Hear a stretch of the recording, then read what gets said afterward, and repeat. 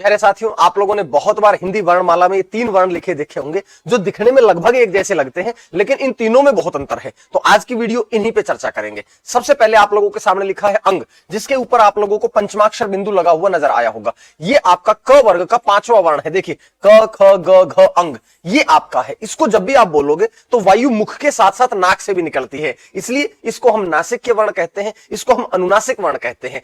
और दूसरी बात, इसको बोलते समय मुख से कम मात्रा में वायु निकलती है, तो इसको हम अल्प प्राण भी कहेंगे। और जब हम इसको बोलते हैं तो उच्चारण स्थान के स्वर तंत्रियों में कंपन पैदा होता है, इसलिए इसको हम सघोष या घोष वर्ण भी कहते हैं। बात करते हैं दूसरे, ये है आपका ड।